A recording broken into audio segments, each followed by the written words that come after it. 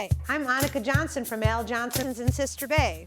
I hope you enjoy my new video series called Door County Girl. These are stories of my life, the people and places that I love, and of course how we all survive here in northern Wisconsin. You can come back as often as you like, but don't forget to subscribe to Al's YouTube channel. I'll be posting lots of really cool new videos. So let's go.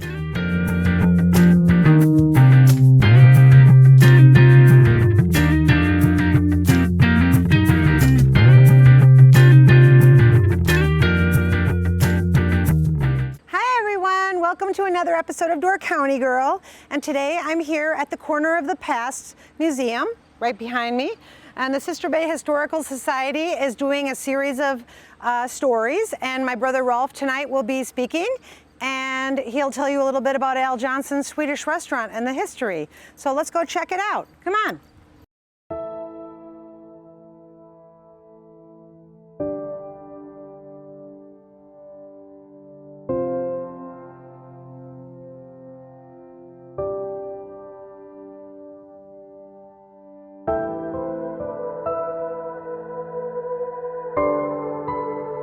Okay, here is Norbert Bly again. Norbert Bly and my dad were good friends, and they're both fans of each other. He always wanted to sit him down and chat with him, and you always put those things off, it seems. But he did get to sit him down. I believe this is probably in his coop, way up in Gills Rock area. You were talking about traveling all over the world, but what it was like to come back here. Do you remember? It's the greatest feeling in the world when I get up on that goddamn hill and come back Sister Bay. I was glad to get home. Sister Bay? Yeah. At that point, then you felt you every time I go away, Ingrid and I have traveled everywhere. We've been to China, we've been to Indochina and Indonesia, we've been to Bali, we've been to all the countries in the Caribbean, and Hong Kong and Singapore and all. But boy, when I come back and crossed that bridge and got over here on the top of the hill, I was glad to get home. You had to be back, yeah. I think a lot of people have that same feeling. And you still feel that way now. Oh, I don't even want to leave now. So if anybody saw my dad anytime morning or in the early evening, one thing he was famous for is washing the sidewalk and the gutters. Being old Chicago, you were taught to take care of your storefront. And it hasn't changed to this day. If you catch my mother in the evening, she's out there picking up everything from cigarette butts to gum wrappers to nowadays the masks that people wear. Obviously, again, you can see the greenery. The street's not near as wide. The sidewalks are old. But a great photo. Often I remember my dad like this. Good story about when he was hosing the garden or the sidewalks off. He was across the street when we had the Wilkie building. We always referred to that as the Wilkie building. But one of the things would happen if you saw my dad and you were stupid enough to say, Al, and stop, he was going to squirt you with the hose if he had it in his hand. Again, my dad's good buddy, Wink Larson, one of the jobs he was later on, how he gets these odd jobs, I don't know, was to pick up people to go to Birch Creek. So he had to pick up Woody Herman. If you remember Woody Herman, he was a famous clarinet player. And he was going to be playing at Birch Creek, so Wink Larson goes to pick him up. He's got this Cadillac, and he wants to introduce him to my dad, because my dad used to talk about all these big band guys that he remembers in Chicago. So when he pulls in, he pulls along the side and he says, hey, Al, and all my dad hears is Wink Larson. So Wink Larson's going to get it right in the kisser, right through the window. But guess who gets it right in the kisser, right through the window? Woody Herman. And Winky had a good laugh out of it. Woody was good about it. I went to Birch Creek that night, and he told the story himself, so it was pretty funny. The bottom right there, it was a photo shoot. I believe it might have been for one of the Swedish institution magazines. All the home cooking is out there in front of the Al Johnson sign. My dad's classic Izod shirt and polyester pants from J.C. Penney. Annika, where is that picture taken with the goat? That is at the theater. Isn't it? Northern Lights? Oh, that's at Peninsula Players. What's going on? It was a funeral. Was that wasn't for Norbert Bly, was it? Oh my gosh, okay. You look so young there, I didn't think it was Norbert Bly's there. I'm just ribbing you. No, that's a great picture. She's my sister. I can get away with that. Again, my very elegant mother, never ages, always wonderful, always looking nice. There looks like to be my brother because I was not that chubby. And probably my grandmother washing my brother in a tub in the backyard. That's the same tub we soaked herring in. It was probably right after we soaked the herring. And there is my sister and my mom looking probably in a cherry blossom or cherry orchard somewhere. She was pregnant with you. Oh yeah, that's right. Yeah, and that's probably a Larson orchard, Rowan Larson orchard.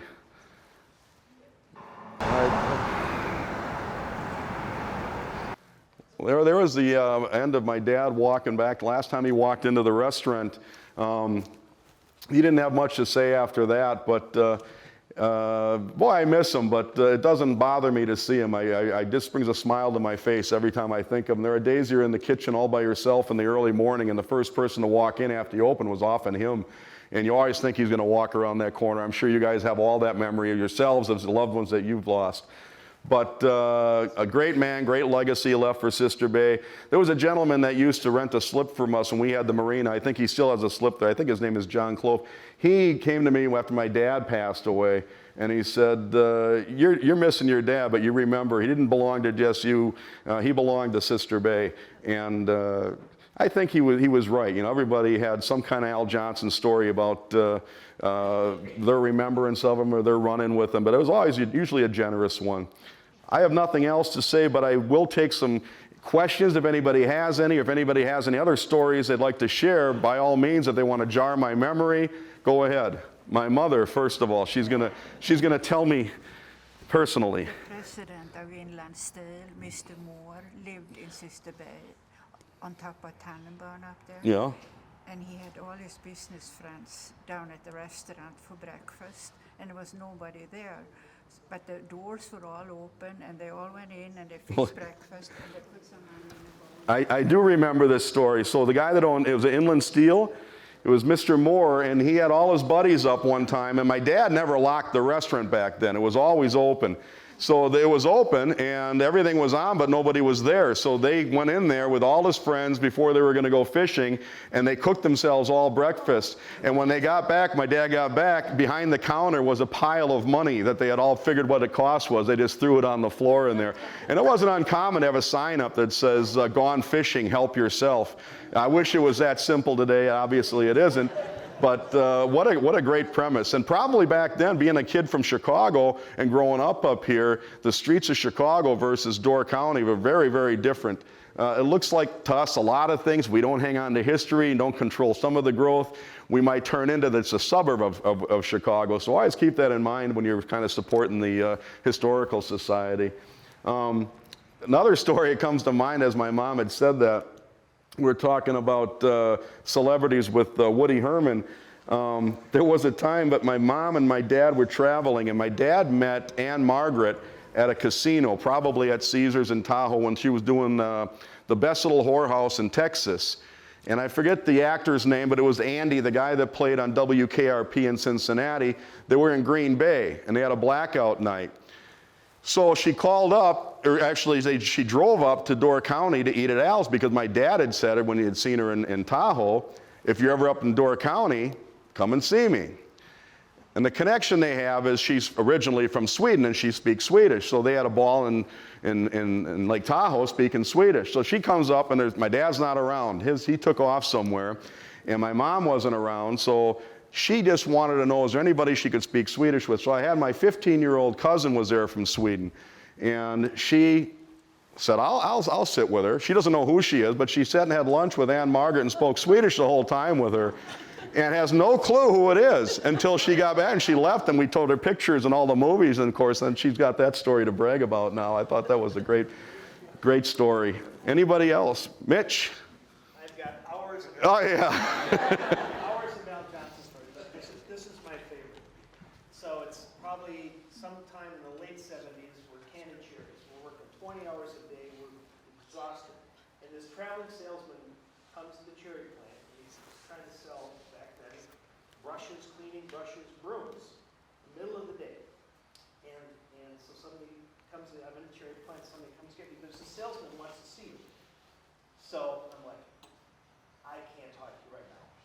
somebody who needs brushes. So I sent him down to Al's. I said, come in the back door of the kitchen. It's like the middle of July. And he comes in and asks for Al to try to pitch him on selling brushes and brooms. I get a phone call 5 minutes later. He's screaming at me. Never did that. But I will say Al had a big heart. So back in the 60s, we had the fish boils at North Ski, and my dad would always cut the coleslaw in one of the back little cottages. So that was your prep kitchen. So my dad would drop me off, and he would give me like a 2-minute lesson on how to cut cabbage and put it into this, machine. Buffalo chopper, it takes your fingers off. So I'm back there trying to do it, and Al comes back there, what the hell are you doing? He pushes me aside, and for the next hour, he cut our cabbage. Yeah, he's right. He had a very aggressive manner up front with him, but in the end of it all, he really meant well in everything he said and did for other people. There's a bunch of pranks I could brag about my dad and the stories at Al's all the time, all night long. One that comes to mind too is my dad would love raspberry pie season. And he looked forward to the first piece of raspberry pie every year. And about 4 o'clock, he loved Perry Mason in the afternoon, so he would slow down then. He'd grab a piece of raspberry pie, a quart of skim milk, and he's going to go home and watch Perry Mason. So I'm prep cooking that day. Another friend of mine, Mike Shampoo, we call Pooba, and another kid named John Tobler. And it's his first year there. Now John Tobler is probably 3rd or 4th in command of Amazon. He's a pretty big deal nowadays. But back then he was a prep cook. And he set the raspberry pie down on the butcher block table to go in the walk-in cooler to get his quart of milk. And he sees the raspberry pie sitting there. It's not uncommon for people to come back and put mistakes down and say, does anybody want this? So he looks at the pie, he goes, what's this? And I said, mistake raspberry pie, it's all yours. Pooba hears me say it, runs against a fork as fast as he can. He jumps up on the table, sits his butt down on the butcher block and starts eating the raspberry pie, and Al walks out of the cooler, is looking right at him, and it's dead silence. Pooba goes out the back door, I go towards the other back door, and all I can hear him is screaming and screaming at Tobler, and Tobler's mouth is full of raspberry pie, saying, Tell him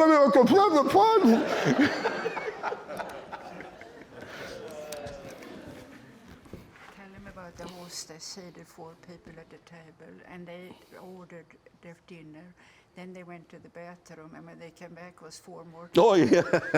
If you ever been to Al's back in the day when my dad would wait the tables and bust the tables, he was fast because it was about turning tables. And somebody came in, ordered their meal, they decided to go to the bathroom. Their meal came out while they were in the bathroom. He came over there, saw the meal sitting there thinking they were done. He cleared the table, 4 top, another one, brings and sits down, and the people come out and say, where's our food and who are you?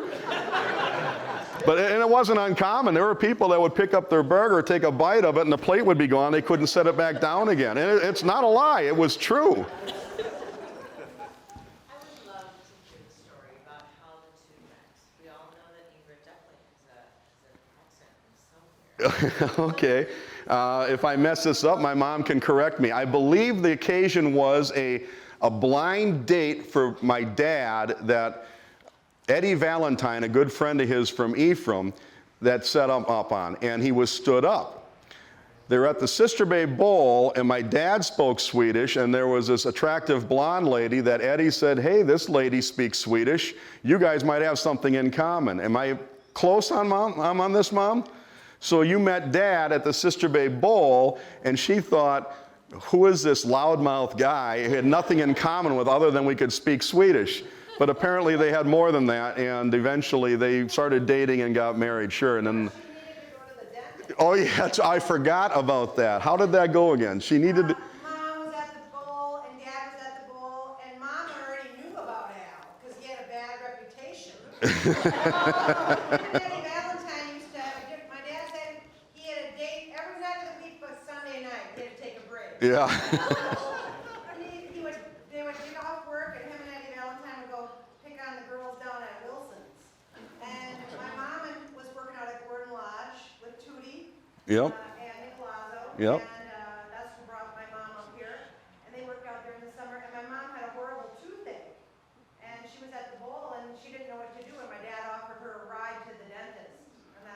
Ah, okay. The other story that comes to mind is I like to tell this. A good buddy of mine, Dave, is out here from California, and I told him he's just going to hear it again. So what happened, at Al's, we got this fellow named Johnny Ostrand. He's been working with us since he's been a little boy. He's not a little boy anymore, but he's still working, and he's our baker. He's our right-hand man. He does everything at Al's. But he was a huge, huge Eartha Kitt fan back in the day. So my dad would take all the cooks to the restaurant show down in Chicago once a year when they had this big convention. And they'd stay at the McCormick place, and they'd go out to the nicest places. So Johnny O decides to stick around at the McCormick place all day long because he heard that Eartha Kitt is going to be coming in there in a limo, and he wants to get a photograph of her. So he's got this little Instamatic camera, and he's waiting. My dad spends the day at the restaurant show, comes back on a taxi, gets out, and he sees Johnny O standing behind this velvet rope that's supposed to be the security, and in comes a limo. My dad says, "Ostrand, what are you doing?" And he says, "I'm waiting for Eartha Kitt. She's going to get out of this limo, and I'm going to get a photograph of her." "Eartha Kitt? Hell, I know Eartha Kitt." He goes, "You don't know Eartha Kitt." "Baloney." Eartha Kitt steps out of the limo. My dad goes, "Hey, Eartha." She doesn't even turn around. She goes, "Axel Johnson?" She steps over the security gate, or the rope, and gives him a big kiss on the cheek and asks how he's doing. And Johnny O, his mouth dropped down to his chin, or his feet, and he never got a photo of it. But it happens, how he knows her is back in the day when he was hanging out in Florida, him and Eddie Valentine would go to this piano lounge, and Eartha was a young singer coming up then, but didn't have a lot of clientele coming to see her. So they go down to the beach and the street corners, and they drum up business to come and see this wonderful talent at this local tavern. And that's how she remembered him. But his voice and his mannerism, she knew right away without even turning around. I still rib Johnny O to this day for that. Anybody else have any other questions or any other stories they have? Oh, David Dobner. And when he was a little boy, 12 years old, this was common. If you've all worked in the restaurant business, you always had something you did to somebody that was unsuspecting, like the French fry key or lamplight oil, and they'd run around town to get these things. David Dobner was sent out to feed the pigs that we had in the woods behind the restaurant. What pigs? So they'd give him 2 buckets of garbage. What they said is your slop. And he said, "What's the slop for? You got to feed the pigs during the lull hours." So he's running around the woods, and he says, "There are no pigs out there." He goes, "You got to call them." So he's out there going, "Suey, suey here, piggy, piggy, piggy." And he doesn't deny it. He'll tell you it's true. And over the years, we all had stories like that. Usually it's sending somebody. The smartest one, though, was Kirk Basham. When they sent him on a French fry key run, he knew the drill. He went to the beach and sat there for 3 hours and get paid. That's the one, that's the one, yep, the key to the French fryer. But other than that, you know, Sister Bay Historical Society, like I say, I'm bragging about my family, my dad, the business, and I don't mean to do that, but that's the history I know, and I'm sure you've seen many changes at Al Johnson's. We try to keep it as true to the sense as we possibly can. Years ago, my mom had fought some things, billboards, too many of them in Door County, Goonie Bird Golf Course, if you go way back and remember that. These were small victories for us. And the barn that they got over here, it's great to save old barns. I think that you got a great place here. I was here over the holidays when they had their Christmas thing. It looked like something right out of a Norman Rockwell painting. I think you guys should keep it up, and you guys get a chance, support it, see it. Every chance you get. These upcoming events, they're going to be wonderful. I'm really looking forward to the patio one. I'm sorry I missed the Razor one. But again, thank you all for coming. Anybody else has anything else, just let me know. Oh, one more. Mr. Van Voris. Your father he did belong to all of us. Oh, I appreciate that, yeah. I want to say something. You 3 kids are doing a tremendous job. You would make him so proud, and I'm sure Ingrid is proud of you. Well, thank you very, very much. All right.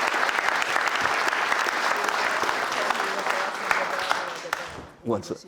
Oh, yeah. So, yeah, my mom just remembered, Mr. Van Voris, who is a veteran, and my dad was in World War II. I don't know if anybody remembers the whole history in World War II, but he was in the Battle of the Bulge. He was part of the Battling Bastards of Bastogne and all those things. And we got a lot of guys like Mr. Van Boris would come in there and they kind of brag about their accolades and their service and stuff like that. And I don't mean brag, but it's more like chide each other a little bit. The Marine Corps is tougher than the Army. They just use the Navy for boat rides and stuff like that. I love the breakfast table when the coffee guys come in because you got a lot of history right there.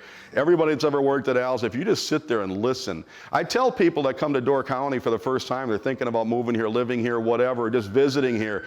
Sit at the counter with your back to the coffee table about 7 o'clock in the morning and listen to these guys talk. You're going to learn a lot about the flavor of Sister Bay and Door County in general. The other thing I tell people, if you're going to move here for the first time, of course, go to the Sister Bay for perch, Sister Bay Bowl. They got the best perch in town. Al's for breakfast and pancakes and stuff like that. I used to say go to the Shoreline, but they're having a tough year staying open like everybody else does for a sunset and a plate of smoked chubs. But one of the other things, pick up Norbert Bly's book, Doorway. Norbert Bly is our own, unsung hero of writers, I believe. I used to love reading his articles in the paper and stuff like that, sometimes controversial.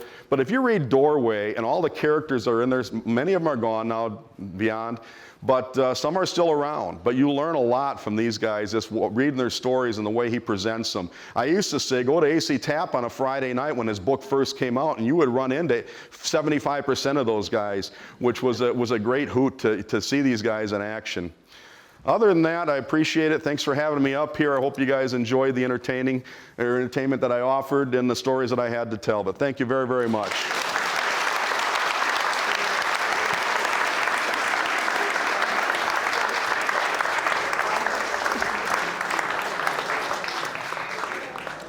These stories are wonderful, so if you have a chance to come and see some of these Sister Bay stories, you should come and check it out.